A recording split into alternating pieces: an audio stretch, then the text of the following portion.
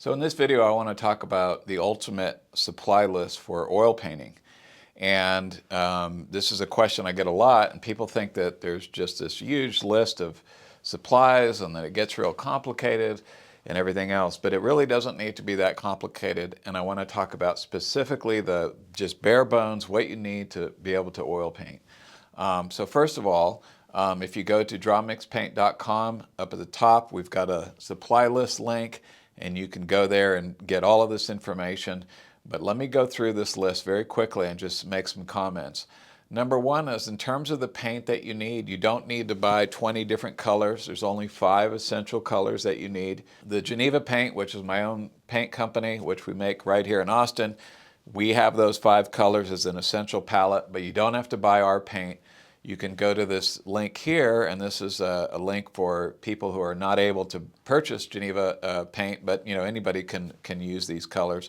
And this is the list of the Winsor Newton colors that I think are essential. And there's some, you don't have to get exactly these colors, and there's other manufacturers that make the same colors. And so it really doesn't matter too much. In the case of the burnt umber that I like, and it's the burnt umber that we make at Geneva Fine Art, and it's also the burnt umber pigment that Winsor Newton uses, is a very reddish burnt umber, and there's some burnt umbers out there that don't have that redness to it. So Winsor Newton's good, the Geneva's good, and there's some other brands as well that have that same sort of burnt umber. But I would always compare it to either the Geneva paint or the Winsor Newton burnt umber, because you want to have that burnt umber that doesn't have white or green in it. And the pure burnt umber that I prefer works well when you have a 5 color palette. So those are the only colors that you need. Now, there are some other vivid colors that you might want to purchase at some point. Like, for instance, a really vivid turquoise green, or any kind of like extremely bright, fluorescent even, or just really pop colors.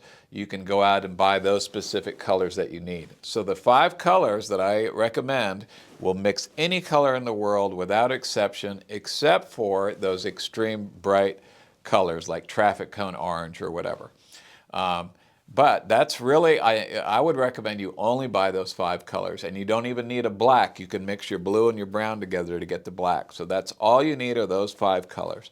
Okay, secondly, if you are buying Winsor Newton paint or any paint from the major manufacturers, you're going to have to thin that paint down a little bit. It's going to be too thick coming out of the tube, but you can thin that paint down with just some refined linseed oil, and then you don't have all the toxic fumes that you would get if you used a traditional oil painting medium. So I do not recommend, for instance, Liquin, which is made by Winsor Newton, because it has very strong fumes. Turpentine, which is what artists used to use.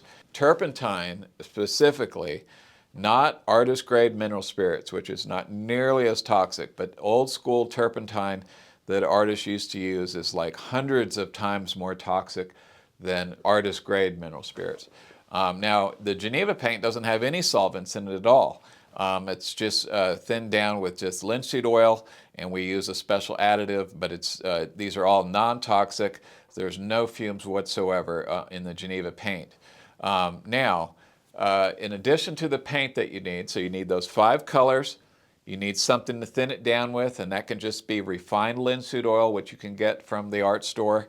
But in addition to that, you're going to need some brushes, and I've got a list of the brushes that you need here.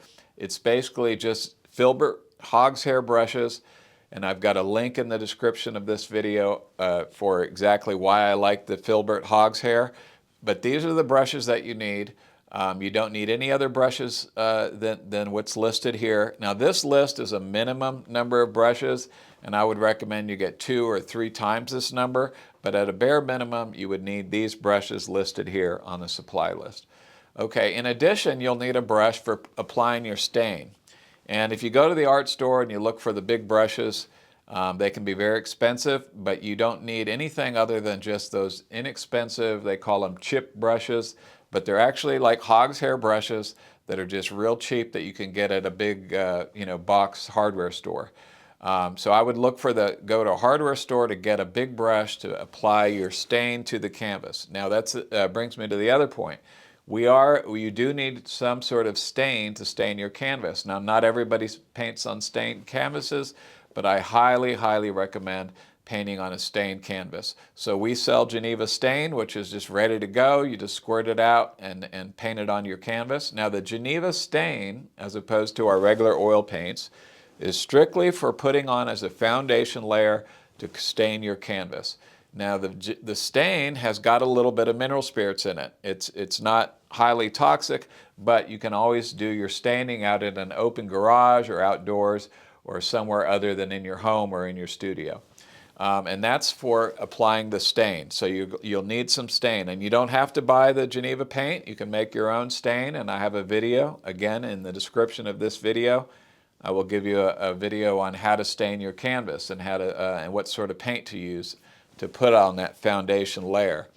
Now, in addition to the stain and the stain brush, your brushes and your 5 colors, you're going to need some basic things like an easel, some glass palettes, and I have a video again on how to make glass palettes. I have a video on how to make a very simple artist easel that anybody can make. And all of these links are in the description of this video. So you just click on the little more button and you'll see links to all of these videos. I've got a video on how to make great artist palettes. And also you're going to need something to hold your photo source. This is if you're going to work from a photograph. You need something to hold your photo right next to your canvas so that you can, paint it and not have, it can't be over here laying on a table. You can't stick it onto the edge of your canvas. You can for a little while, but pretty soon you're going to need it to be over here on the side. So a photo holder is a great, almost essential part of an artist studio. So you've got your easel, your palettes on your right down at lap height, and I usually use 2 glass palettes. And then over here on the left it's going to be your photo holder. And photo holders are not, they're big and they look like they might be hard to make, but they're really not. I've got a video on how to make a good photo holder in the description of this video. And they're not even expensive to make. So go watch that video and you'll see just how easy it is to make a really good photo holder. Now, if you're going to work from life, you'll need a shadow box. And I have a video on how to make a shadow box, but that's only if you're going to work from life, which most people do not. If you're just going to be working from photographs, and I recommend glossy laminated photographs, those are going to go on your photo holder and you don't need a shadow box. Now you will also need some canvas to paint on or just panels, and they have just simple inexpensive panels that are covered with canvas and they're already primed, and primed just means that it's not the raw canvas, it's got like a white coat of paint on it. And I recommend acrylic primed linen. Now you can stretch your own canvases, but I would wait, and that's something for later. Very few people actually stretch their own canvases. Almost everybody buys pre-stretched canvases, so I wouldn't start by trying to stretch your own canvases. I do have a video on how to stretch your own canvases if that's something you want to do, and certainly at some point you may want to do that so you can get custom sizes and you don't have to stick with just the standard sizes that are available in the pre-stretched. But in the beginning, I would just use pre-stretched canvases or panels. Now, I talk about color checkers a lot and using a color checker, but color checkers are only for working from life. But you do not need a color checker if you're going to be working from a photograph. Instead, I would recommend laminating the photograph and then checking your color by putting little spots right on the photo. And that's the easiest way to do really accurate color checking. But go check out the supply list at drawmixpaint.com, and there's a full list of everything that you need. Now, I didn't talk about studio setup, what sort of studio light, but again, in the description of this video, I've got a video that talks specifically about what's the best kind of studio light and how to set up your studio. But I hope that's helpful. If you're interested in purchasing any of the Geneva paint, we used to make all kinds of wood products and everything else, and now we're really focusing now on just making oil paint, and we've got all of our colors in stock. So go check out genevafineart.com, and thank you guys for watching, and we'll see you in the next one.